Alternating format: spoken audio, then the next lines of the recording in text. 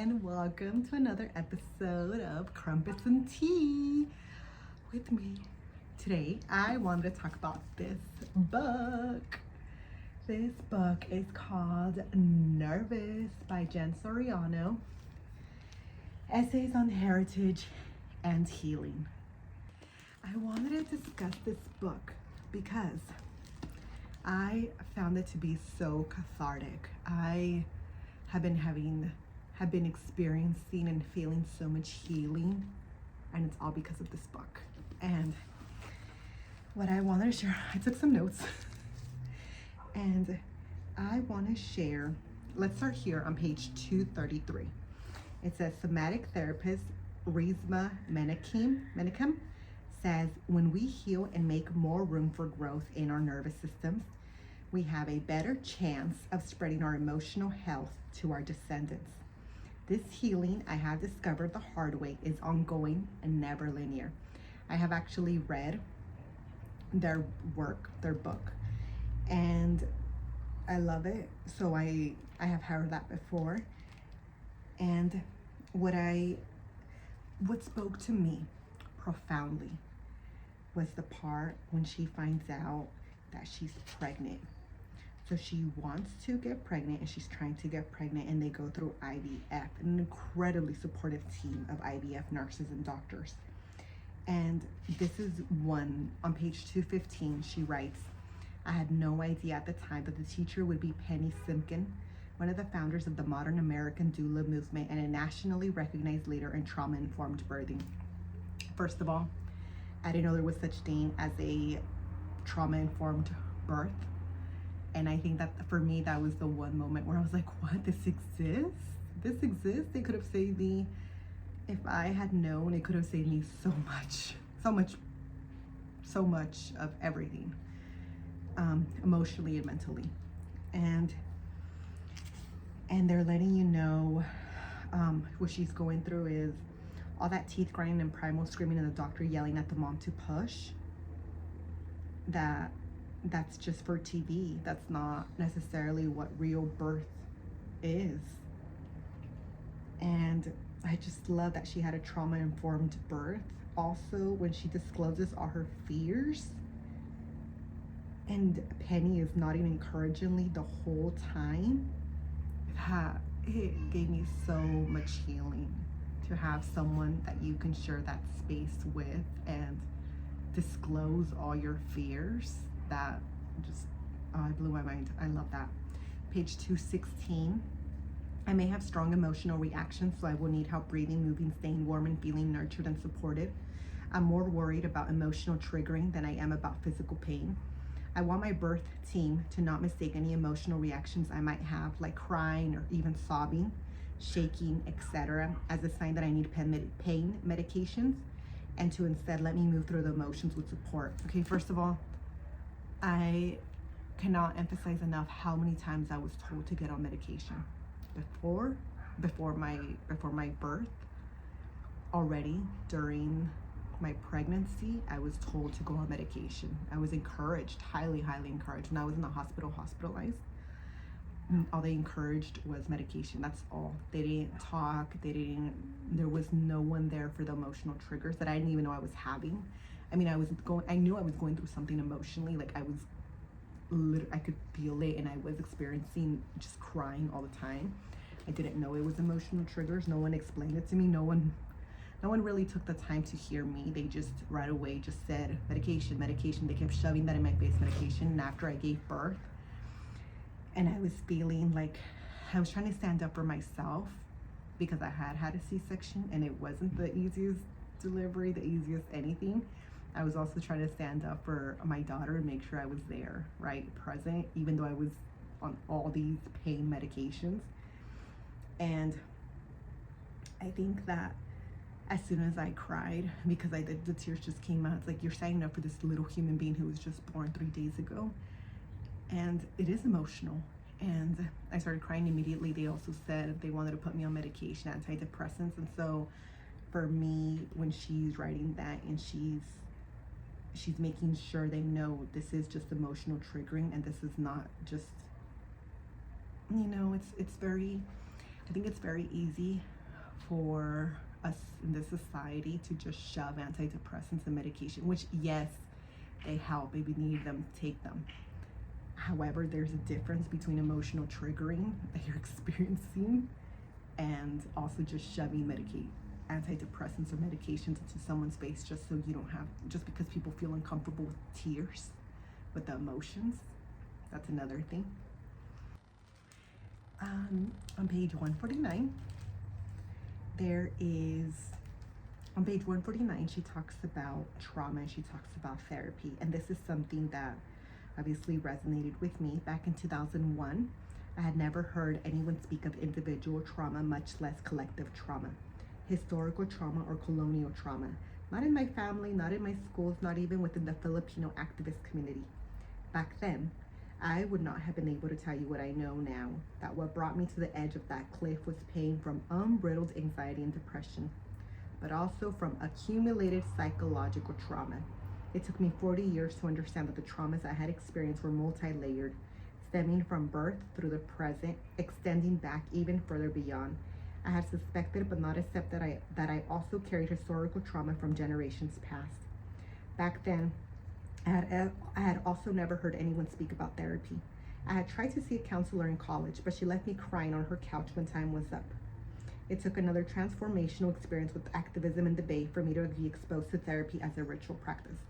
Okay, that page, 149, it struck me so hard because I can tell you that at age 15 and a half, I was told by my teacher, she told my parents that I had to go to counseling. My parents obviously did not know about therapy, or maybe they did, but it was not something we talk about. Just like she said, it's not spoken about in our family, and it's not really, I didn't even know what therapy really was when I was 15. I don't even think I knew what therapy was. It wasn't spoken in school. It wasn't a common topic. It wasn't something you studied, something you learned about in school.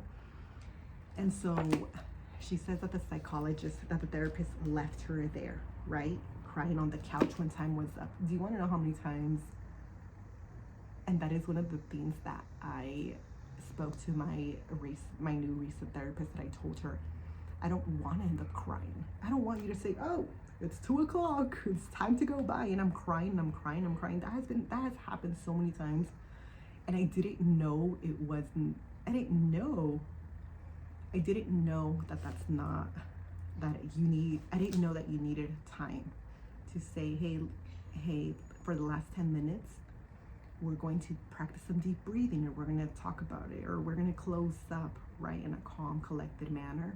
I didn't know that, so I would be left after my therapy session crying. Well, when I was 15 and a half, I went to therapy, and it was this community-based kind of counseling. And I remember sitting there, and it was just an empty room with 2 chairs. That was it. It was literally empty. No frames, no like pictures how you see now, no sofas, nothing, just 2 chairs. And she's just asking me questions, basic questions. And she tells me, okay, well, she sees me and she's like, oh, okay, well, like, there's something really wrong with you. You're happy. And I'm like, and I was literally like, are you kidding me? Okay. And then I went home, and then I had to go one last time because they were going to clear me out. And she tells me, you're so happy. There's nothing wrong with you. You're so happy. And I'm staring at her like, I don't know if I just lied to you, if I'm a good liar, if I just fooled you, or if you don't know if you don't know what you're doing. Like, just because I'm smiling, this is who I am, doesn't mean that everything is okay. And you're not asking me really anything. You're just asking me my name and what school I go to, how many brothers I have, how many my family members, who's in my family. That's all you're asking me. You're not really asking me much. So of course, these are my answers. It was the most confusing situation, because then I went home thinking, okay, she told me that I'm happy. I'm supposed to be feeling happy. How come I don't feel happy, right? Also, when she says that she carries historical trauma from generations past, oh, I experienced so much of that when I was pregnant. All the emotional triggers that were coming up, and even after I gave birth, all of the emotions, they just come up, girl. I felt them. I felt a lot. And so that's something that I think more people I hope we'll be able to talk about that, and it will become something that we can talk about, and it won't be stigmatized. Here I want to talk about this too on page 172. Once, when I was about 9, I had to pee really badly during a violin lesson. I was practically dancing while I dug my bow harder into the strings and clenched my bladder to keep the river of urine at bay. I could have asked my teacher for a bathroom break, but I felt stuck, like a boulder had blocked my vocal cords and the option to speak had been cut off. So I stood there, crunching my neck, squeezing my pelvic floor, and moving my feet in a frenetic pattern. I think my teacher just thought I was really feeling the music.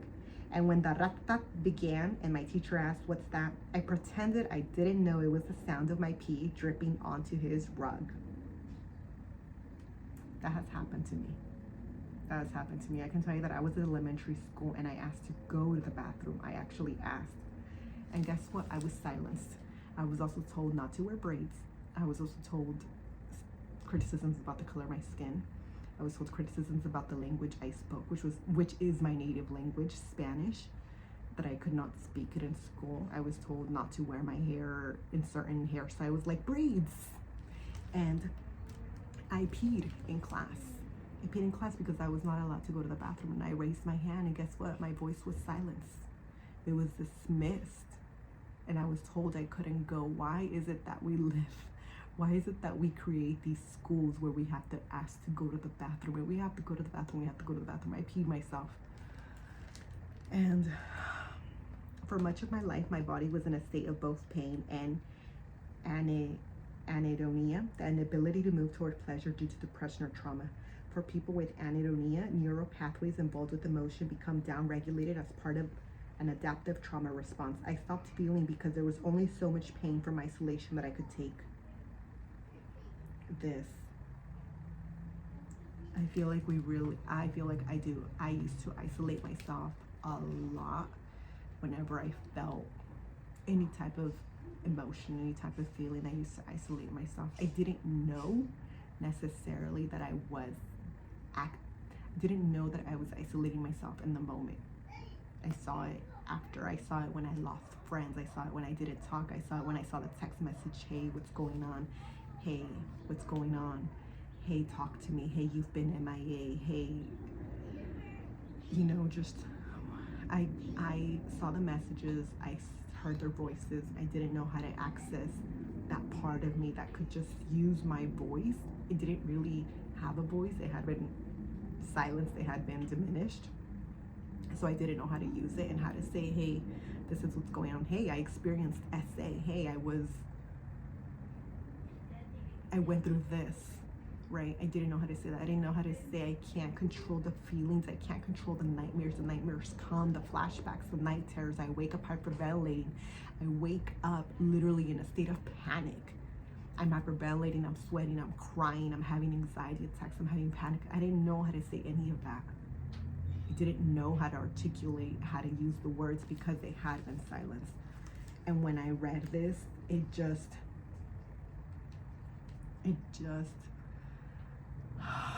have learned that I have so much to grieve, that I have all these moments where I have to grieve, that I didn't have a voice, and that I was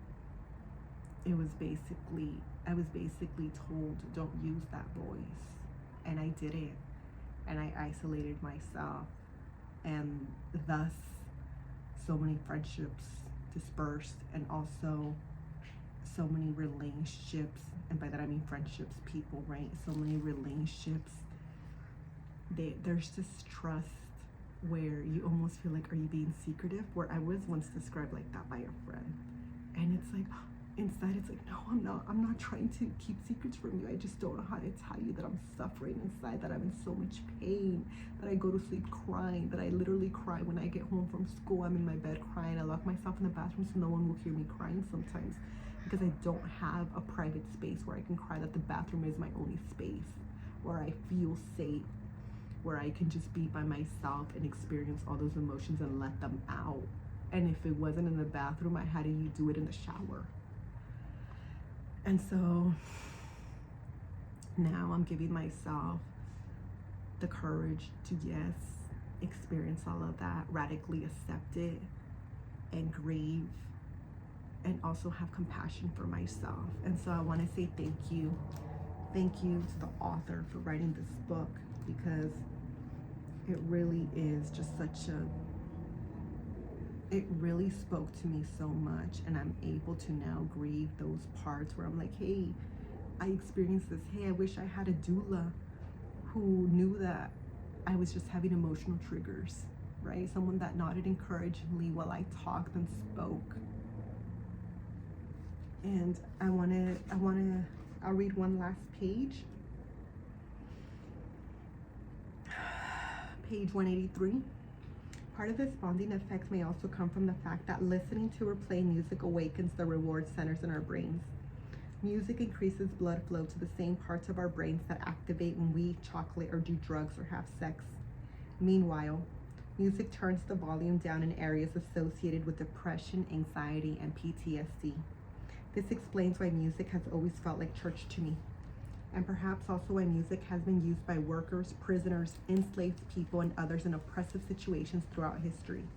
It can literally bring our bodies to a higher plane of connection and pleasure, even when the conditions we face are bleak. In this way, music can be powerful medicine, so powerful that neuroscientist Bruce Perry says that it is a greatly undervalued treatment for trauma. I believe that rhythm and melody are some of the forces that kept my ancestors alive. Music continues to heal their traumas that I carry in my body today.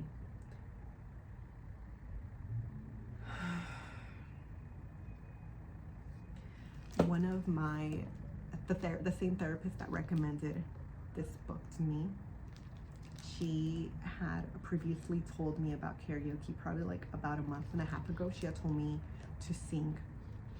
And when she said sing, I was like, really? And she was like, yeah. I was like, yeah, I sing in the shower, I sing in my car. I've always sung. I like to sing. And I used to be in the choir, so I genuinely like to sing. And she said, sing so that your heart feels the music and just see what happens. And so I tried it when I was driving in the car one day, and I played Adele, because I didn't have access to those emotions, and I didn't know how to just let them out. I used to say that I had to watch a sad movie. I had to watch a movie so that I could cry. And I used to say that I'm gonna watch a sad movie so I can cry. That was my thing. I'm just gonna watch a sad movie so I can cry. And that day I played Adele, and I was driving, and I was singing the song, and as I was singing, I felt this sort of swirling in my womb, and I started feeling it, and now I've been able to feel it, right? And I started feeling it, and as I was driving, so I couldn't really close my eyes, but I wanted to close my eyes, and I was feeling the music, and the tears started to come out. The tears started slowly rolling out, and I almost wanted to laugh, because I was like, yes, I'm able to do it. I'm able to listen and actually feel the power of the music, of the emotions that it's touching here, the memories. And I put one hand on my womb area while I was driving the car, and I played that song again and again until I got home, so I could feel that music and I could really get in touch with myself and that inner child of mine, and I let the tears come. And yesterday I was cleaning, and I normally just play music, or I listen to something, a podcast or an audiobook.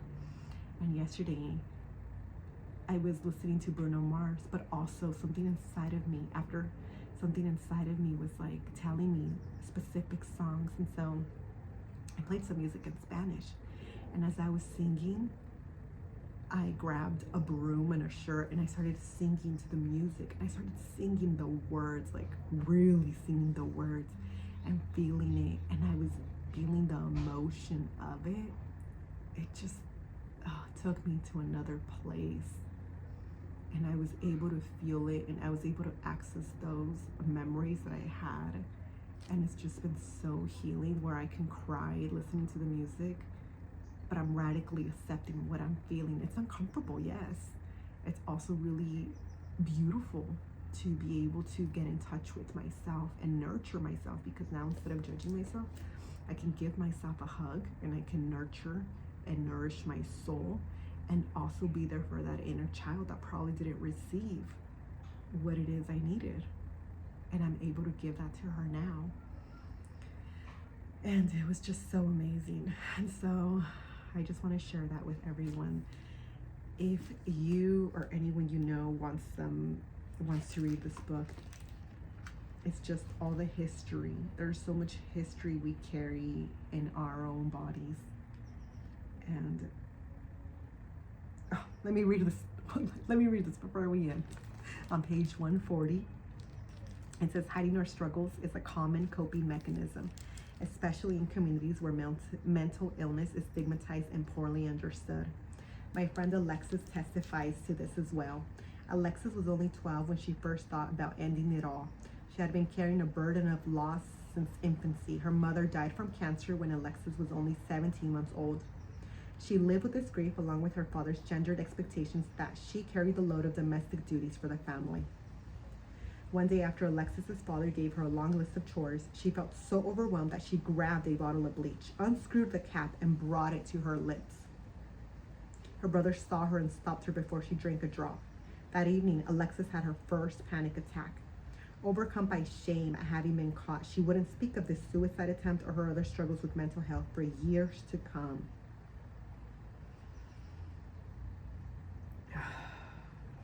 And here's something else. Down in the other paragraph, she would crack jokes about dying. This is a different friend.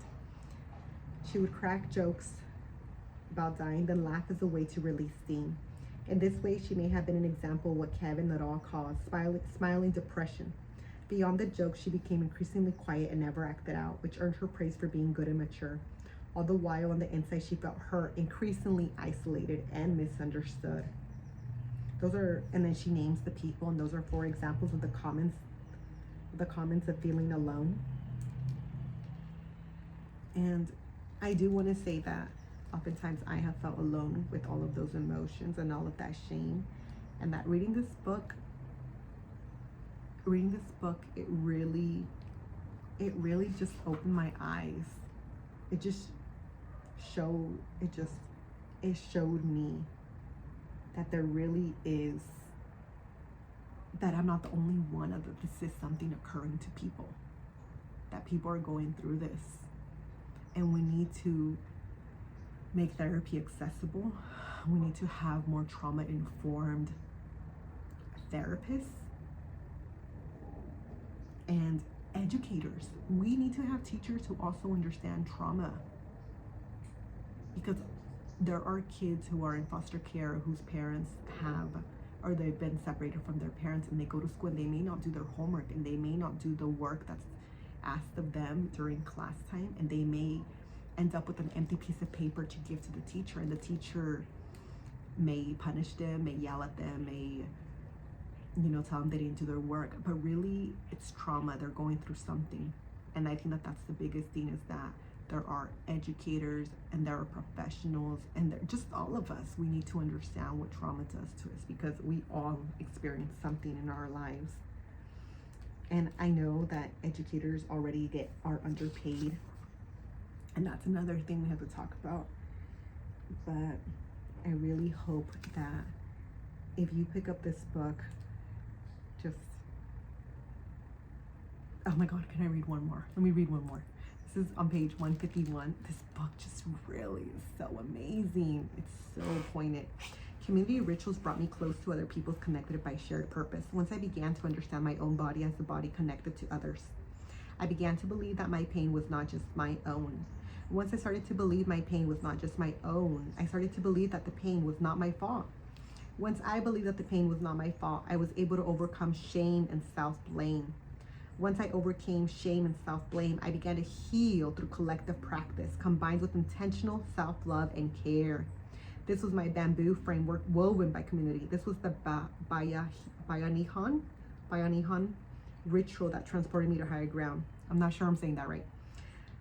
And I can completely say that is 1000% what's happening right here. Once I believed that the pain was not my fault, I was able to overcome shame and self-blame. Once I overcame shame and self-blame, I began to heal through collective practice combined with intentional self-love and care. I'll end there. Self-love and care is exactly what I'm giving myself, and it is exactly what's happening. That's helping me heal, and that's helping me find myself, find what I need, find what feels right for me, following my instinct. And I just highly recommend this book to every single person. Thank you so much for watching this, and I'll see you next time.